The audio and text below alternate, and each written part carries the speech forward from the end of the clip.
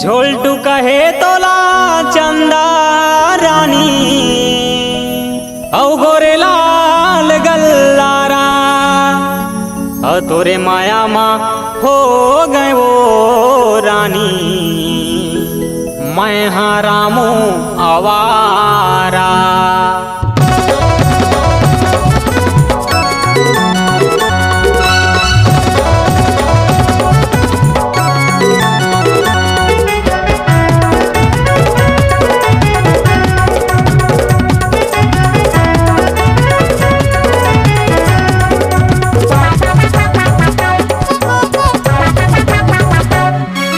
झोलटू कहे तोला चंदा रानी गोरे लाल गल्लारा, झोलटू कहे तोला चंदा रानी गोरे लाल गल्लारा। तोरे माया माँ तोरे माया माँ तोरे माया माँ हो गए वो रानी मैं हाँ रामू आवारा। तोरे माया माँ हो गए वो रानी मैं हाँ रामू आवारा। झोलटू कहे तोला चंदा रानी गोरे लाल गल्लारा, झोलटू कहे तोला चंदा रानी गोरे लाल गल्लारा। तोरे माया माँ तोरे माया माँ तोरे माया माँ हो गए वो रानी मैं हाँ रामू आवारा। तोरे माया माँ हो गए वो रानी मैं हाँ रामू आवारा।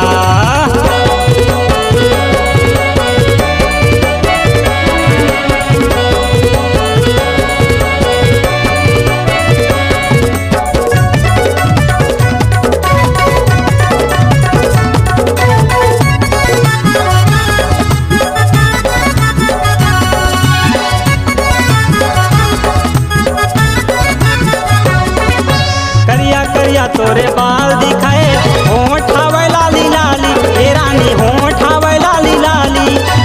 पाके कलिंदर कस गदराए चढ़ती तोर जवानी, पाके कलिंदर कस गदराए चढ़ती तोर जवानी।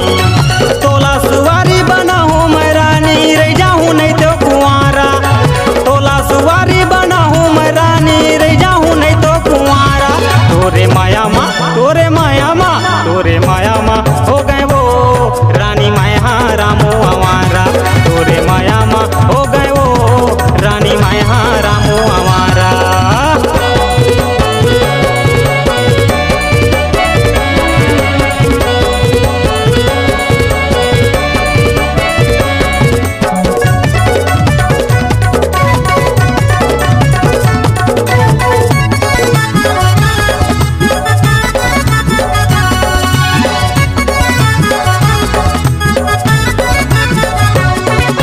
कोनो ला हीरो या कोनो ला जीरो, कोनो ला करे उदास वो कोनो ला करे उदास। आजा बे रानी खमरिया बाजार झनकर बे मोला निराश वो झनकर बे मोला निराश। आजा बे रानी खमरिया बाजार झनकर बे मोला निराश वो झनकर बे मोला निराश। अन्न पानी का चुभावा नहीं घूमत रहे था गली पारा। तोरे माया माँ तोरे माया माँ तोरे माया माँ हो गए वो रानी मैं हाँ रामू आवारा। तोरे माया माँ हो गए वो रानी मैं हाँ रामू आवारा।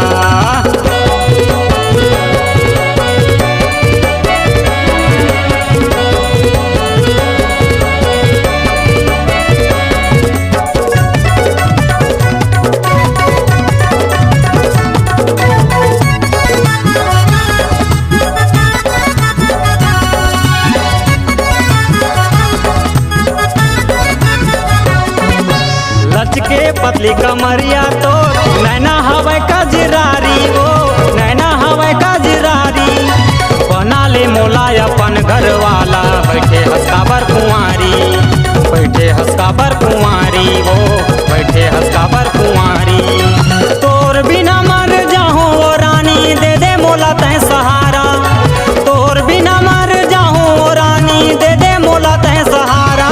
तोरे माया माँ तोरे माया माँ तोरे माया माँ हो गए वो रानी मैं हाँ रामू आवारा। तोरे माया माँ हो गए वो रानी मैं हाँ रामू आवारा।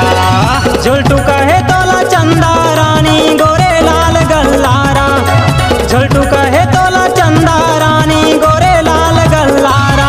तोरे माया माँ तोरे माया माँ हो गए वो रानी मैं हाँ रामू आवारा।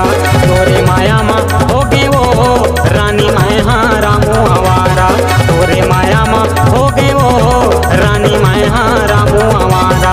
तोरे माया माँ हो गए वो रानी मैं हाँ रामू आवारा। तोरे माया माँ हो गए वो रानी मैं हाँ रामू आवारा।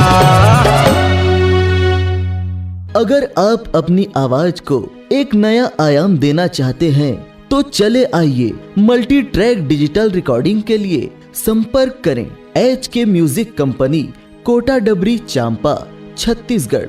मोबाइल नंबर है 9329238487 और 8085380339।